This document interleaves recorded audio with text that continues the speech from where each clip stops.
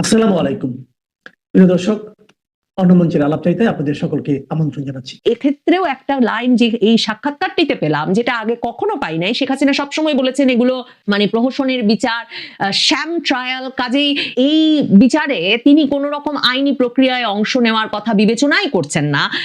এই সাক্ষাৎকারটিতে তিনি স্পষ্টত বললেন যে I will contest this verdicts through every legal avenue.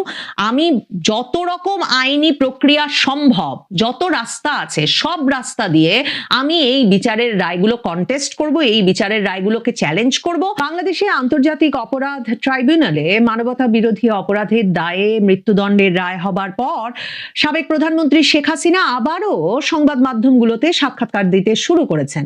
সম্প্রতি ভারতের নিউজ 18-এ দেওয়া এক সাক্ষাৎকারে তিনি সরাসরি বলেছেন যে বাংলাদেশের দেয়ালে পিঠ ঠেকে গেছে এবং একটা অগণতান্ত্রিক অসাংবিধানিক সরকার বাংলাদেশ শাসন করায় এবং বাংলাদেশের আইন শৃঙ্খলা পরিস্থিতি একেবারেই ভেঙে পড়ায় একটা গুরুতর সংকট সৃষ্টি হয়েছে বাংলাদেশে। এবং তিনি বলছেন তিনি মনে করেন যে বাংলাদেশে জরুরি ভিত্তিতে একটা শান্ত, জবাবদিহিতামূলক এবং একটি গণতান্ত্রিক নেতৃত্ব প্রতিষ্ঠা করা অত্যন্ত জরুরি। শেখ হাসিনা অন্য সাক্ষাৎকারগুলোর মতোই এই সাক্ষাৎকারেও তার বিরুদ্ধে যেসব আইনি ব্যবস্থা নেওয়া হয়েছে, যেসব মামলা হয়েছে, যে বিচারের রায় হয়েছে, সেসব প্রসঙ্গে কথা বলেছেন। এবং তিনি এর পাশাপাশি এটাও বলেছেন যে বাংলাদেশে যা চলছে সেটাকে ভিক্টরস জাস্টিস বা যে বিজয়ী পক্ষ যেমন চাইছে তেমন বিচার করছে, তেমন রায় দিচ্ছে, তেমন শাস্তি দিচ্ছে, এমন একটা পরিস্থিতি হিসেবে অভিহিত করা যায়।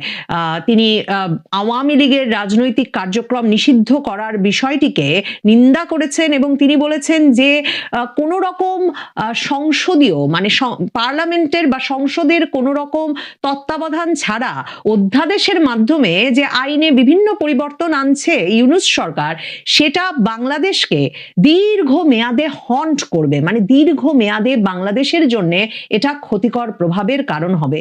শেখ হাসিনাকে জিজ্ঞেস করা হয়েছিল এই সাক্ষাৎকারের শুরুর প্রশ্নতেই, খুব স্বাভাবিক যেটা বলছিলাম, যে মৃত্যুদণ্ডের রায় ঘোষিত হবার পর এখন তিনি নতুন করে আবারও সাক্ষাৎকার দিতে শুরু করেছেন। কাজেই প্রথম প্রশ্নই তাকে এই সংবাদ মাধ্যমটি করেছিল যে সারা দেশে কোটা আন্দোলন যে ছড়িয়ে পড়েছিল, সে সময় 2024-এর জুলাই আগস্টে আপনার ভূমিকার জন্য যা ঘটেছিল সেটাকে জেনোসাইড হিসেবে উল্লেখ করে, গণহত্যা হিসেবে উল্লেখ করে আপনার বিরুদ্ধে বিচার হয়েছে। কিভাবে ইতিহাস আপনি মনে করেন যে ওই সময়ে একেবারে মানে সংকট যখন তুঙ্গে, সে সময় আপনি যেসব ডিসিশনগুলো, সিদ্ধান্তগুলো নিয়েছিলেন, সেগুলোকে ইতিহাস কিভাবে বিবেচনা করবে? আমার কাছে মনে হয়েছে শেখ হাসিনা এই প্রথম তার উত্তরে এ কথাটা বললেন, মানে তিনি নিজেও হয়তো এখন যখন পেছনে ফিরে তাকান, তিনি নিজেও এই বিষয়টা নিয়ে ভাবেন, একরকমের উদ্বিগ্ন, শঙ্কিত কিংবা হয়তো বিষণ্ণ বোধ করেন। তিনি তার উত্তরটা শেষ করেন এ কথা বলে যে হিস্ট্রি উইল জাজ this events harshly if there is no honest accounting. যদি কোনো সৎভাবে, কোনো নিরপেক্ষভাবে সে সময় কি ঘটেছিল তা বিবেচনা কেউ না করেন, সেরকম কোনো বয়ান উঠে না আসে, তাহলে আমার মনে হয় যে ইতিহাস ওই সময়কার ঘটনাবলীকে খুব কড়াভাবে, কঠোরভাবে পর্যবেক্ষণ করবে, কঠোরভাবে বিবেচনা করবে। শেখ হাসিনা উত্তরে বলে, ওই প্রশ্নটির উত্তর শুরু করেছেন এভাবে যে ওই 2024-এর সামারে যা ঘটেছে, 2024-এর জুলাই আগস্টের ঘটনাগুলো ছিল ট্র্যাজিক সিকোয়েন্স অফ ইভেন্টস, একের পর এক দুঃখজনক ঘটনার সমাহার। খুবই যুক্তিসঙ্গত কারণে ছাত্ররা তাদের আন্দোলন শুরু করেছিল, কি কারণে আন্দোলন সেটা বোঝা যাচ্ছিল, কিন্তু সেই আন্দোলন তুঙ্গে ওঠে বা উস্কে দেওয়া হয় কিছু দায়িত্বহীন রাজনৈতিক ব্যক্তির মাধ্যমে এবং তাৎক্ষণিকভাবে গৃহীত কিছু বল প্রয়োগের সিদ্ধান্তের মাধ্যমে, মানে হেভি হ্যান্ডেড ইন্টারিম রেসপন্স এবং ইরেসপন্সিবল পলিটিক্যাল অ্যাক্টরসরা ওই আন্দোলনটাকে ইনফ্লেম করে দেয়, মানে ওই আন্দোলনটাকে উস্কে দেয়। এবং তার মানে ওই সময় যে এক রকমের মানে ঘটনা সামাল দিতে ইন্টারিম হেভি হ্যান্ডেড রেসপন্স হচ্ছিল, একটা বাড়াবাড়ি বল প্রয়োগ হয়েছে, সে কথাটাও কিন্তু শেখ হাসিনা এই উত্তরে বলেছেন। এবং তারপর তিনি বলেন এর ফলে যা শান্তিপূর্ণভাবে যে আন্দোলন শুরু হয়েছিল সে আন্দোলনটা একটা আনকন্ট্রোলেবল স্ট্রিট ক্ল্যাশ, মানে রাজপথে একেবারে কোনোভাবে নিয়ন্ত্রণের রাখা যায় না এমন একটা পর্যায়ে ছড়িয়ে পড়েছিল, যার ফলে অনেক ইনোসেন্ট লাইভস, অনেক নিরীহ মানুষের জীবন গেছে।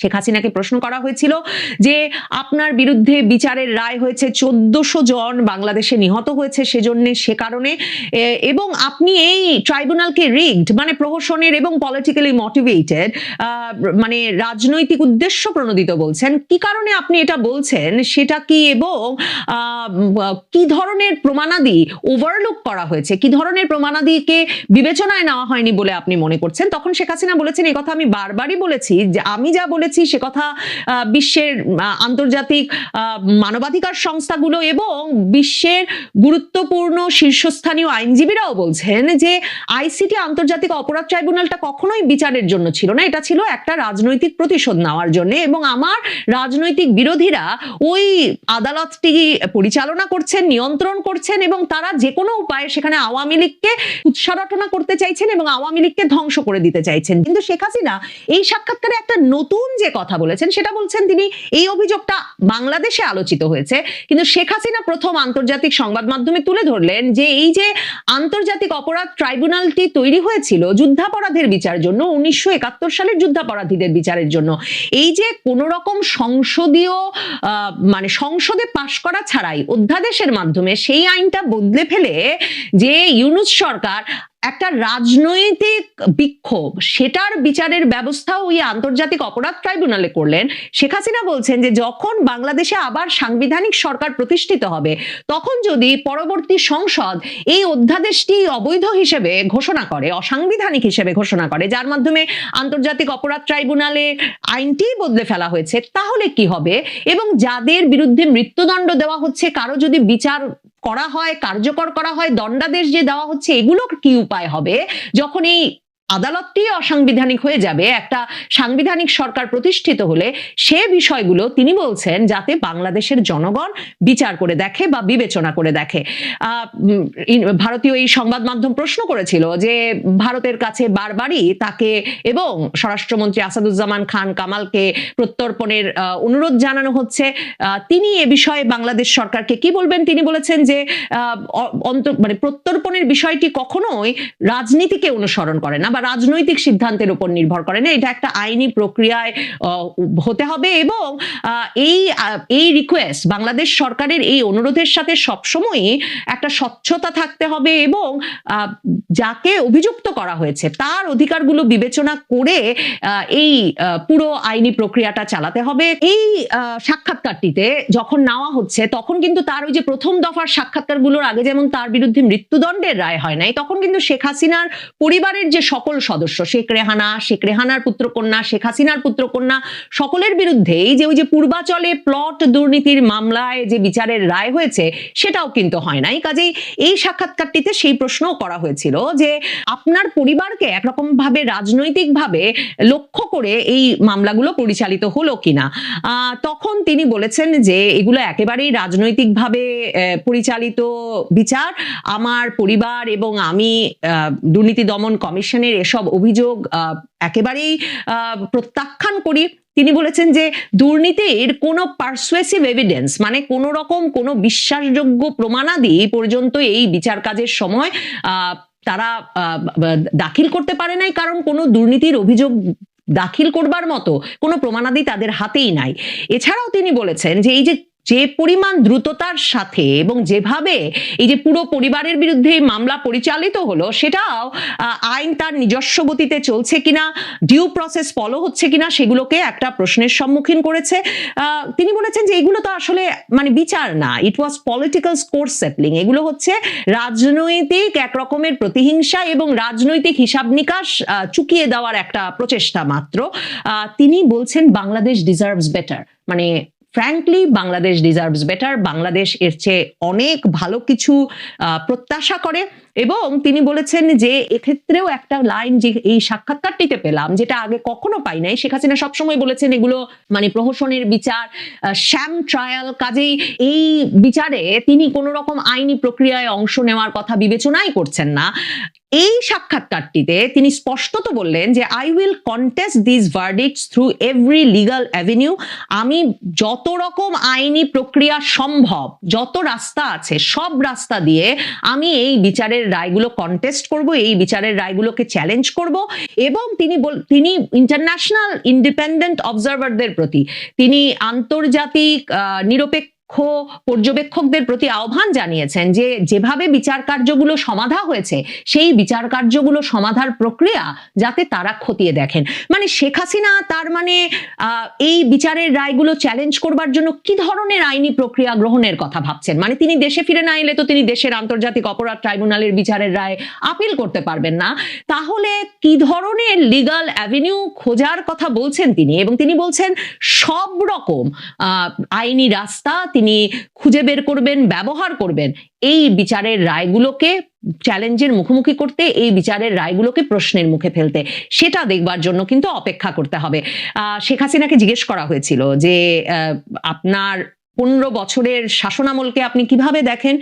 রিমার্কেবল ইকোনমিক গ্রোথ, মানে ব্যাপক অর্থনৈতিক প্রবৃদ্ধি হয়েছে, গার্মেন্টস রপ্তানিতে 13% বৃদ্ধি পেয়েছে, এবং ইনফ্রাস্ট্রাকচার প্রজেক্ট, যে ধরনের অবকাঠামোগত উন্নয়ন আপনি করেছেন সেটা লাখ লাখ মানুষকে দারিদ্র থেকে তুলে এনেছে। কিন্তু আপনার এসব কর্মকাণ্ডের ফলে বাংলাদেশকে আপনি একটা বড় ধরনের বৈদেশিক ঋণের বোঝা চাপিয়ে দিয়েছেন এবং আপনি কর্তৃত্ববাদী শাসন চাপিয়ে দিয়েছেন, সেই অভিযোগটাও তো আছে। আপনি মনে করেন বাংলাদেশ আপনাকে কিভাবে, আপনার শাসনামলকে কিভাবে বিবেচনা করবে? শেখ হাসিনা বলছেন যে তার 15 বছরে জিডিপি, বাংলাদেশের অর্থনৈতিক প্রবৃদ্ধি 450% বেড়েছিল এবং সেটা আন্তর্জাতিক অর্থ তহবিল IMF এর হিসাব, তার সরকারের কোনো হিসাব নয়। কিন্তু তিনি বলছেন যে এটা তার একক কৃতিত্বের বিষয় নয়। একদিকে যেমন বাংলাদেশের মানুষ কি বিপুল সম্ভাবনাময় সেটা প্রমাণ করে অর্থনৈতিক প্রবৃদ্ধির এই ব্যাপক সাফল্য তার শাসনামলে, অন্যদিকে আওয়ামী লীগ দলীয়ভাবে যে অর্থনৈতিক কৌশল গ্রহণ করেছিল সেটারই ফল পাওয়া গেছে তার 15 বছরের শাসনামলে। এবং শেখ হাসিনা অত্যন্ত আত্মবিশ্বাসের সঙ্গে বলেন যে অগণতান্ত্রিক এবং অসাংবিধানিক ইউনূস সরকার এবং তার অনুচর ক্রোনিজ, মানে তার সুবিধাভোগীদের পক্ষে কখনো বাংলাদেশের জনগণের জন্য এ ধরনের উন্নয়ন বা এ ধরনের অগ্রগতি সাধন সম্ভব নয়। শেখ হাসিনা তার এই সাক্ষাৎকারে বারবারই বলেছেন যে একটা গ্রহণযোগ্য অন্তর্ভুক্তিমূলক নির্বাচনের মাধ্যমে যে সরকার নির্বাচিত হবে, মানে যে সরকারকে বাংলাদেশের সকল জনগণই গ্রহণযোগ্য সরকার বলে মনে করবে, তেমন একটি সরকার না আসা পর্যন্ত বাংলাদেশে এই অস্থিরতা কমবে না। এবং তিনি বলছেন যে সকল দলের অংশগ্রহণে নির্বাচন অনুষ্ঠান করা না গেলে কোনোভাবেই নির্বাচন, পলিটিক্যাল প্রসেস, রাজনৈতিক প্রক্রিয়া এবং পরবর্তীতে নির্বাচিত সরকারকে বাংলাদেশের জনগণ সিরিয়াসলি নেবে না, গুরুত্বের সঙ্গে নেবে না। দর্শক, মহান বিজয় দিবসের শুভেচ্ছা জানিয়ে শুরু করছি আজকের পর্ব। গত 16 মাস ধরে বাংলাদেশের রাজনীতিতে অনেক কিছুই বদলেছে, কিন্তু একটা জিনিস বদলায়নি, তা হলো রাজনৈতিক মঞ্চে দাঁড়িয়ে মিষ্টি কথায় জটিল বাস্তবতা ঢাকার চেষ্টা। এবারের মহান বিজয় দিবসে অন্তর্বর্তীকালীন সরকার প্রধান উপদেষ্টা ডক্টর মোহাম্মদ ইউনূস জাতির উদ্দেশ্যে ভাষণ দিয়েছেন। আপাত দৃষ্টিতে মনে হতে পারে অধ্যাপক ইউনূসের ভাষণটি অত্যন্ত আবেগপ্রবণ, উচ্চাকাঙ্ক্ষী এবং আদর্শিক। কিন্তু আমাদের বিশ্লেষণ হলো ভাষণটি গত 16 মাসের ইউনূস সরকারের বিতর্কিত কর্মকাণ্ডের উপর বিছানো একটি সূক্ষ্ম চাদর মাত্র। যখন তার কথার প্রতিটি শব্দকে তার সরকারে নেওয়া পদক্ষেপের সঙ্গে মিলিয়ে দেখি, তখন স্ববিরোধিতার একটি বিশাল দেয়াল সামনে এসে দাঁড়ায়। মনে হচ্ছে এক হাতে তিনি গণতন্ত্রের ফুল তুলে দিচ্ছেন আর অন্য হাতে নিজেই সেই ফুলের বাগান নষ্ট করছেন। 2 বছর ধরে বিজয় দিবসের সবচেয়ে বড় অনুষ্ঠান জাতীয় প্যারেড বন্ধ করে রেখে, মুক্তিযুদ্ধের স্মৃতিস্তম্ভগুলোকে অনাদরে অবহেলায় ফেলে রেখে অন্তর্বর্তী সরকার আয়োজনে গিনেস রেকর্ড করার জন্য প্যারাশুটিং চলছে। অধ্যাপক ইউনূস যখন মুক্তিযুদ্ধের চেতনার কথা বলে, দেশের নিরাপত্তার কথা বলে গলা ফাটাচ্ছিলেন, তখন মুক্তিযোদ্ধার কবরে আগুন দেওয়ার খবর গণমাধ্যমের হেডলাইনে শোভা পাচ্ছে। একদিন আগে সন্ত্রাস দমন আইনের মতো কালো আইনে আরো একজন সাংবাদিককে জেলে ঢোকানোর পর অধ্যাপক ইউনূস মানবাধিকারের জয়গান গাইতে হাজির হয়েছিলেন টিভির সামনে। অধ্যাপক ইউনূস যখন আবারও ঐতিহাসিক নির্বাচনের স্বপ্নে বিভোর, তখন নারায়ণগঞ্জের একটি আসনে বিএনপির একজন প্রার্থী নিরাপত্তার শঙ্কায় নির্বাচন থেকে সরে দাঁড়াতে বাধ্য হয়েছেন। একাধিক সূত্রের খবর হলো 3টি রাজনৈতিক দলের কাছে তাদের কমপক্ষে 40 জন নেতা নিরাপত্তার শঙ্কার কথা জানিয়েছেন। কিন্তু এই নিরাপত্তা নিশ্চিতের জন্য সরকার ঠিক কি করছে? যেমন থানা থেকে লুট হওয়া অস্ত্র উদ্ধার, জেল পলাতক জঙ্গিদের ধরবে কিনা তা নিয়ে একটি শব্দ উচ্চারণ করেনি শান্তিতে নোবেল বিজয়ী অধ্যাপক ইউনূস। ফলে ডক্টর ইউনূসের ধান বানতে শিবের গীত শুনে ভোটের আগে বাড়তে থাকা মানুষের সংখ্যা কাটছে না সহসাই। সে কারণে কি সরকার কিংস পার্টির নেতা নিরাপত্তার জন্য আর সরকারের উপর ভরসা করছেন না? বিস্তারিত জানতে চলুন যাওয়া যাক বিশ্লেষণে। অধ্যাপক ইউনূস 16 ডিসেম্বরের ভাষণে মুক্তিযুদ্ধের চেতনার কথা বলেছেন। খুবই ভালো কথা। মুক্তিযুদ্ধে দেশের সর্বস্তরের মানুষ অংশ নিয়েছিল, এটা বাঙালির জাতীয় অহংকার। কিন্তু প্রশ্ন হলো, অন্তর্বর্তী সরকারের গত 16 মাসের রেকর্ড কি প্রমাণ করে? তারা সেই চেতনার ধারক ও বাহক হিসেবে কাজ করছে, নাকি মুক্তিযুদ্ধের স্মৃতিচিহ্ন মুছে ফেলার জন্য সহায়তা করছে? এই প্রশ্ন কেন উঠছে তার জন্য দুটি গণমাধ্যমের দুটি খবরের শিরোনাম তুলে ধরা যাক। 15 ডিসেম্বর বিবিসি বাংলার খবরের শিরোনাম ছিল, পরপর 2 বছর কেন বিজয় দিবসের কুচকাওয়াজ বন্ধ করলো অন্তর্বর্তী সরকার।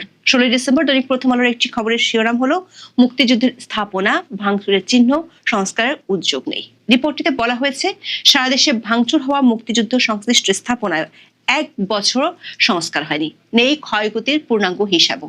তার চেয়ে লেটেস্ট একটি খবরের শিরোনাম হলো, বীর মুক্তিযোদ্ধার কবরে আগুন, বিজয়ের দিনে কাঁদলো পরিবার। দর্শক, অধ্যাপক ইউনূস যখন আশিক চৌধুরীর বন্দনায় প্যারাট্রুপ দিয়ে বিশ্ব রেকর্ড করার মতো, তার আগে শরীয়তপুর সদর উপজেলার নিয়ামতপুর গ্রামে এক বীর মুক্তিযোদ্ধার কবরে আগুন দেওয়ার ঘটনা ঘটে।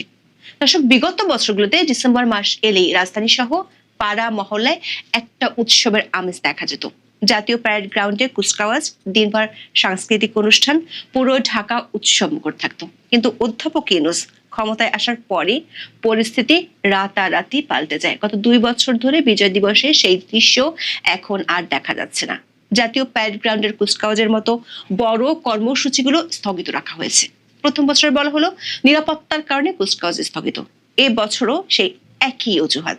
16 ডিসেম্বর দেশের সবচেয়ে গুরুত্বপূর্ণ জাতীয় কুচকাওয়াজ হচ্ছে না, কেবল রাজধানীতে নয়, জেলা উপজেলা পর্যায়ে নাকি কুচকাওয়াজ বন্ধ। সরকার পক্ষ থেকে বলা হচ্ছে, বড় কেন্দ্রীয় সমাবেশের পরিবর্তে বিজয় দিবসের মূল মন্ত্রকে জনগণের কাছে পৌঁছে দেওয়াই তাদের লক্ষ্য। তারা নাকি চাইছে বিজয় দিবস যেন ঢাকা কেন্দ্রিক উৎসব না থেকে দেশব্যাপী জনগণের অংশগ্রহণ নিশ্চিত করে। এটাকে কি বলা যায়?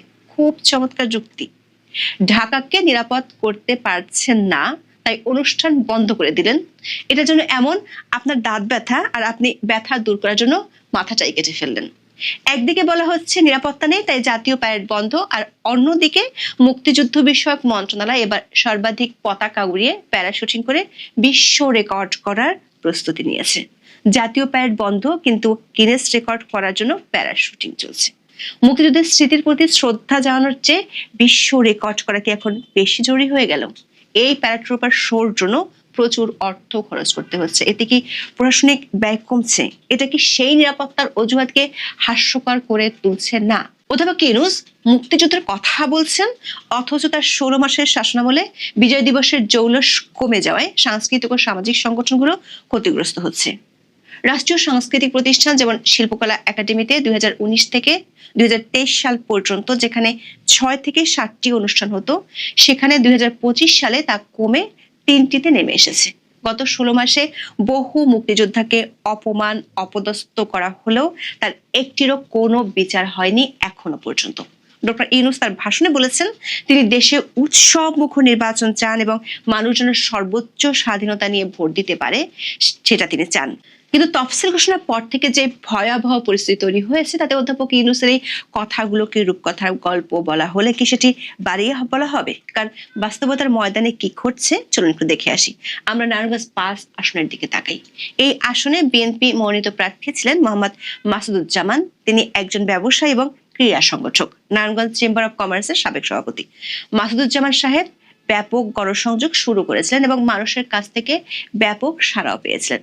তিনি বলেছিলেন, তার মনে হয়েছিল ভোটারদের একটা স্বপ্ন পূরণ হতে যাচ্ছে।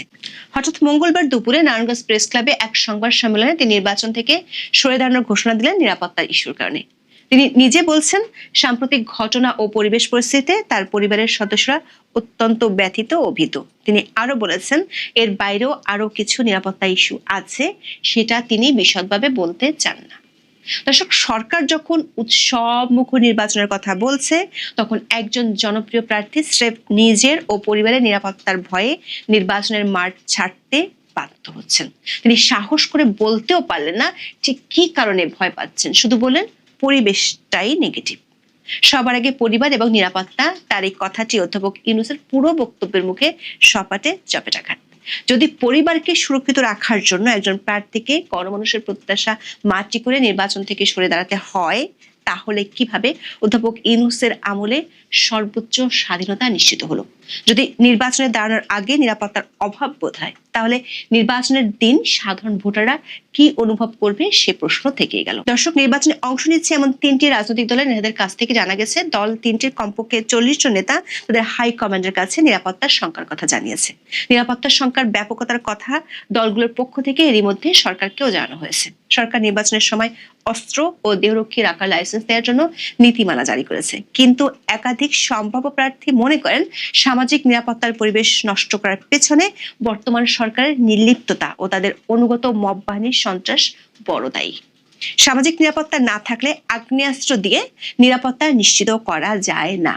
দর্শক, নিরাপত্তার এই ভঙ্গুর দশা শুধু মাসুদুজ্জামানের ব্যক্তিগত অভিজ্ঞতা নয়। মানবাধিকার সংগঠন HRSS এর তথ্য অনুযায়ী চলতি বছরের নভেম্বরে অন্তত 96টি রাজনৈতিক সহিংসতার ঘটনায় 12 জন নিহত ও 874 জন আহত হয়েছেন। একই মাসে 20টি গণপিটুনি ও মব সহিংসতায় 16 জনকে হত্যা করা হয়েছে। দর্শক, নিরাপত্তার এই অবস্থা এতই ভালো যে সরকারের মিত্ররা এখন আর সরকারের উপর ভরসা করতে পারছেন না।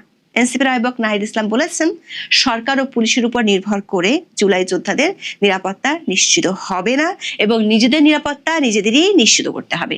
তিনি আরো বলেন, 5ই আগস্টের পরবর্তী সময় নিজেদের নিরাপত্তা নিজেরাই নিশ্চিত করেছিলেন যখন কোনো সরকার ছিল না, পুলিশ ছিল না।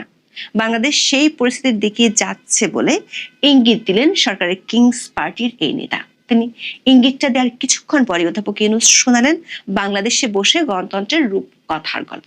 অধ্যাপক ইউনূস বলছেন, জনগণ যেন সর্বোচ্চ স্বাধীনতা নিয়ে ভোট দিতে পারে, কিন্তু একদিন আগেই সরকারের সমালোচনা করার অপরাধে জেলে ঢুকানো হয়েছে সাংবাদিক আনিস আলমগীরকে। এটি বিচ্ছিন্ন ঘটনা নয়, এটি ভিন্ন মতের কণ্ঠ রোধ করার একটি পদ্ধতিগত প্রক্রিয়া। আইন ও সালিশ কেন্দ্রের রিপোর্ট অনুযায়ী অধ্যাপক ইউনূস ক্ষমতা গ্রহণের পর থেকে সাংবাদিকদের উপর কমপক্ষে 294টি আক্রমণ ও হয়রানির ঘটনা ঘটেছে। এর মধ্যে 2025 সালে 62টি ঘটনা রেকর্ড করা হয়েছে। পেশাদার সাংবাদিকদের এমন ভাবে কোণঠাসা করার পর সরকার কিভাবে বাক স্বাধীনতার কথা বলতে পারে? সমালোচনাকারীদের জেলে ভরার যে অভিযোগ, তার সন্ত্রাস বিরোধী আইনের অপব্যবহারের মাধ্যমে প্রমাণিত। সরকার একদিকে মানবাধিকারের সুরক্ষার প্রতিশ্রুতি দিচ্ছে, অন্যদিকে সমালোচনা করার অপরাধে রাজনৈতিক প্রতিপক্ষ দমনের অস্ত্র হিসেবে ব্যবহার করছে। অধ্যাপক ইউনূস তার ভাষণে গণতন্ত্র, ন্যায় বিচার ও মানবাধিকারের কথা বলছেন, কিন্তু তার সরকারি মত প্রকাশের স্বাধীনতা হরণ করে স্বৈরাচারী শাসনের স্মৃতি উস্কে দিচ্ছে। এটা কি বাগাড়ম্বর নাকি সুস্পষ্ট ভণ্ডামি? দর্শক, গত 16 মাসে যতবারই দেশে ভয়াবহ সন্ত্রাসী কিংবা মবের ঘটনা ঘটেছে, ততবারই অধ্যাপক ইউনূসের দপ্তর থেকে বিবৃতি দিয়ে বলা হয়েছে সরকার কাউকে ছাড় দিবে না। ওসমান হাদির উপর ভয়াবহ আক্রমণের পর অধ্যাপক ইউনূস একই বুলি আওড়ালেন, যেখানে তার পুলিশ বাহিনীর কাছে সন্দেহভাজন আসামিদের ব্যাপারে কোনো সুনির্দিষ্ট তথ্যই নেই। তবে পুলিশের কাছে সুনির্দিষ্ট তথ্য না থাকলেও কিংবা প্রধান সন্দেহভাজন ধরা না পড়লেও অধ্যাপক ইউনূস আওয়ামী লীগ ও তার বিদেশি মিত্রদের দিকে ইঙ্গিত করেছেন। সরকারের সর্বোচ্চ মহল থেকে এমন স্পষ্ট ইঙ্গিত আসার পর আসল অপরাধী আদৌ ধরা পড়বে কিনা বা সরকারের আদৌ তাদের ধরার জন্য কোনো আগ্রহ আছে কিনা তা নিয়ে জনমনে প্রশ্ন আছে। আবার নির্বাচন অনুষ্ঠান করা যাদের আসল দায়িত্ব, সেই ইসি বলছে এমন আক্রমণের ঘটনা বিচ্ছিন্ন ঘটনা, যেটি নির্বাচনকে বাধাগ্রস্ত করবে না। যদিও নারায়ণগঞ্জের প্রার্থী সরে যাওয়ার ঘটনা ইঙ্গিত দিচ্ছে শরণার্থীকালের ভয়াবহ নিরাপত্তা সংকটের আশঙ্কা দেখা দিতে পারে নির্বাচনের আগে। অধ্যাপক ইউনূস তার ভাষণে ভোটারদের প্রতি আহ্বান জানিয়েছেন, ভোট রক্ষা করা দেশ রক্ষা করার সমান। কিন্তু প্রশ্ন হলো, যখন একজন সম্ভাব্য প্রার্থী নিরাপত্তা ভীতিতে নির্বাচন থেকে সরে দাঁড়ান, তখন 12 জন রাজনৈতিক কর্মী নভেম্বরে নিহত হন এবং যখন দেশের 60% বেশি মানুষ আইন শৃঙ্খলায় অসন্তুষ্ট থাকে, তখন মানুষ কিভাবে নির্ভয়ে ভোট দিবে? এই ভাষণ আসলে একটি কন্ট্রোলড ন্যারেটিভ, যেখানে বাস্তবতার চেয়ে আশ্বাসের ওজন অনেক বেশি।